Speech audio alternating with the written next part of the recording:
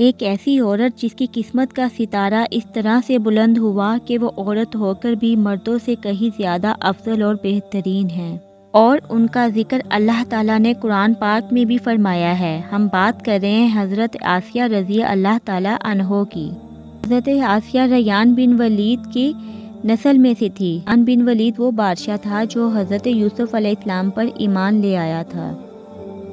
حضرت آسیہ رضی اللہ تعالیٰ عنہ جو کہ بنی اسرائیل میں بہت ہی زیادہ خوبصورت اور پاک دامن تھی، اور یہی وجہ تھی کہ فرعون کو بنی اسرائیل ناپسند ہونے کے باوجود بھی فرعون نے حضرت آسیہ رضی اللہ تعالیٰ عنہ کے لیے اپنا پیغام بھجوایا۔ لیکن حضرت آسیہ اور ان کے والد اس شادی کے لیے بالکل بھی رضامند نہیں تھے، اور فرعون کے ظلم و ستم اور بربریت کی وجہ سے ان کو یہ شادی کا پیغام ماننا پڑا، اور اس طرح سے حضرت آسیہ کی شادی فرعون سے ہو گئی۔ لیکن حضرت آسیہ اپنے آباء و اجداد کے دین یوسف پر قائم تھی، وہ ایک مومنہ اور مسلمان تھی۔ حضرت آسیہ رضی اللہ تعالیٰ عنہ کوئی بھی کام خلاف شریعت نہیں کرتی تھی۔ یہی وجہ تھی کہ حضرت محمد صلی اللہ علیہ وسلم نے جن 5 عورتوں کی پاکی بیان کی ہے اس میں سے ایک حضرت آسیہ رضی اللہ تعالیٰ عنہ ہیں، اور جنت میں جن 3 عورتوں سے نبی پاک صلی اللہ علیہ وسلم کا نکاح ہوگا اس میں سے ایک حضرت آسیہ رضی اللہ تعالیٰ عنہ ہیں جن سے نبی پاک صلی اللہ علیہ وسلم کا نکاح ہوگا۔ لہٰذا کچھ عرصے بعد کی بات ہے کہ ایک فرعون کی باندی فرعون کی لڑکی کے سر پہ کنگھی کر رہی تھی کہ باندی کے ہاتھ سے کنگھی نیچے گر گئی، اور اس باندی نے اس کنگھی کو بسم اللہ الرحمن الرحیم پڑھ کے اٹھا لیا۔ تو فرعون کی لڑکی نے کہا، کیا تمہارا خدا میرے باپ کے علاوہ کوئی اور بھی ہے؟ اور باندی نے کہا، جی ہاں، میرا اور تیرے باپ کا خدا صرف ایک ہی ہے، وہی ہے جس نے ہم سب کو پیدا کیا۔ لہٰذا فرعون کی لڑکی فرعون کے پاس گئی اور اس نے باندی کی شکایت کی، جس پر فرعون سخت غضبناک ہوا، اور اس نے باندی اور اس کی لڑکیوں کو گرم تیل میں ڈلوا دیا۔ اور اس وقت حضرت آسیہ رضی اللہ تعالیٰ عنہ وہاں پر موجود تھیں، اور وہ یہ سارا منظر اپنی آنکھوں سے دیکھ رہی تھیں۔ اور اس وقت اللہ تعالیٰ نے حضرت آسیہ رضی اللہ تعالیٰ عنہ کی آنکھوں سے تمام پردوں کو اٹھا دیا۔ فرشتے آسمان سے آتے ہیں اور اس باندی اور اس باندی کی بچیوں کی روح کو آسمان پر اٹھا کر لے جاتے ہیں۔ اور اس وقت حضرت آسیہ رضی اللہ تعالیٰ عنہ کے دل میں خیال آیا کہ میں بھی ایک مومنہ ہوں، اور یہ خبیث کافر ہے، آخر کب تک میں مومنوں پہ ہونے والے ظلم کو اپنے سامنے دیکھتی رہوں گی۔ چنانچہ ابھی وہ یہ بات سوچ ہی رہی تھی کہ فرعون اندر آیا اور حضرت آسیہ کے پاس بیٹھ گیا، اور حضرت آسیہ بولی، تو پوری مخلوق میں سے سب سے برا اور بدترین کافر ہے، تو نے جان بوجھ کر اس باندی اور اس کی بچیوں کو مروا ڈالا۔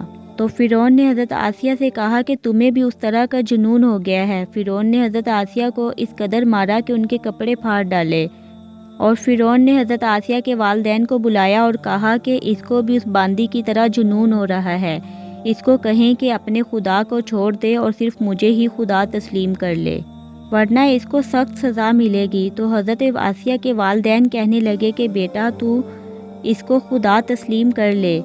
تو اس پر حضرت آسیہ نے کہا، اعوذ باللہ من ذالک، میں اس سے اللہ کی پناہ مانگتی ہوں، اگر فرعون واقعی خدا ہے تو مجھے ایک ایسا تاج پہنا دے کہ میرے سامنے سورج ہو اور میرے پیچھے چاند اور میرے ارد گرد ستارے گھوم رہے ہوں۔ چنانچہ اس بات پر فرعون اور بھی زیادہ غضبناک ہوا، اور اس نے حضرت آسیہ کے والدین سے کہا کہ تم لوگ یہاں سے نکل جاؤ۔ اس کے بعد فرعون نے جلاد کو حکم دیا کہ آسیہ کو باندھ دو۔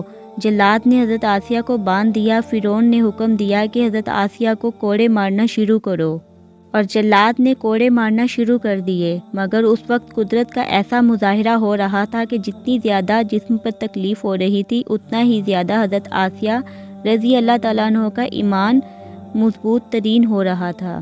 اور جب فرعون حضرت آسیہ کو کوڑے لگوا کر عاجز آ گیا تو اس نے ایک نئی چال چلی۔ اس نے حضرت آسیہ کو کڑک ٹوپ میں لٹا کر ان کے ہاتھ لکڑیوں سے باندھ دیے اور کیلیں ٹھونک دی، اور چکی کا ایک حصہ ان کے سینے پر رکھ دیا۔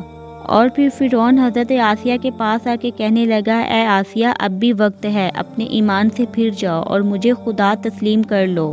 تو پھر حضرت آسیہ کہنے لگی کہ تو میرے وجود پر تو قادر ہے، لیکن میرے دل میں اللہ کی پناہ ہے، میرے دل اللہ کی پناہ میں ہے۔ خدا کی قسم، اگر تو میرا ایک ایک عضو بھی کاٹ دے تو میرے دل میں اللہ کی محبت کم نہ ہوگی، بلکہ میرا اللہ سے عشق اور بڑھتا جائے گا۔ चुनाचा इस वाक़या की खबर जब हज़रत मूसा अलैहिस्सलाम को मिली तो हज़रत मूसा अलैहिस्सलाम हज़रत आसिया अलैहिस्सलाम के पास आए। तो हज़रत आसिया रज़ी अल्लाह ताला अन्हा ने हज़रत मूसा अलैहिस्सलाम से पूछा कि ए मूसा अलैहिस्सलाम मुझे बताएं क्या मेरा रब मुझसे राज़ी है। तो हज़रत मूसा अलैहिस्सलाम ने फरमाया बेशक आसिया मेरा रब तुमसे राज़ी है। अल्लाह ताला फरिश्तों के सामने तेरा जिक्र फरमा रहा है, तू अल्लाह से जो मांगना चाहती है मांग। तो हज़रत आसिया अलैहिस्सलाम ने अल्लाह ताला से जो मांगा उसका जिक्र कुरान पाक में इस तरह से मिलता है, ऐ मेरे रब मेरे लिए अपने पास जन्नत में एक घर बना और मुझे फ़िरौन के काम से निजात दे और मुझे इन काफरों से निजात दे। अल्लाह ताला ने अपने फ़रिश्तों पर हज़रत आसिया रज़ी अल्लाह ताला अन्हा के लिए ज़िम्मेदारी लगा दी कि फ़िरौन जब हज़रत आसिया पर जुल्म ढाकर चला जाता तो फरिश्ते अपने पड़ों से हज़रत आसिया रज़ी अल्लाह ताला अन्हा पर छाँव करते। बिलाखिर फ़िरौन ने हज़रत आसिया रज़ी अल्लाह ताला अन्हा को शहीद करने का मंसूबा बनाया और उसने अपने जलादों को हुक्म दिया कि एक बहुत बड़े पहाड़ से पत्थर लेकर आओ। इन पत्थरों को हज़रत आसिया पर फेंक कर उसे कुचल डालो। मौरख़ीन लिखते हैं कि जब वो पत्थर हज़रत आसिया पर फेंका गया तो उस पत्थर के गिरने से पहले ही हज़रत आसिया की रूह परवास कर गई थी और वो पत्थर एक बेजान जिस्म पर गिरा था। और एक रवायत के मुताबिक अल्लाह ताला ने हालत हयात में ही आपको आसमान पर उठा लिया था और इस तरह फ़िरौन के जुल्म से निजात मिली। उल्मा बयान करते हैं कि अल्लाह ताला ने हज़रत आसिया रज़ी अल्लाह ताला अन्हा को जन्नत में भेज दिया और वो ज़िंदा लोगों की तरह खाती और पीती हैं। और नाज़रीन आज की ये वीडियो आपको कैसी लगी कमेंट में ज़रूर बताइएगा। मिलते हैं एक और वीडियो के साथ, तब तक के लिए अल्लाह हाफ़िज़।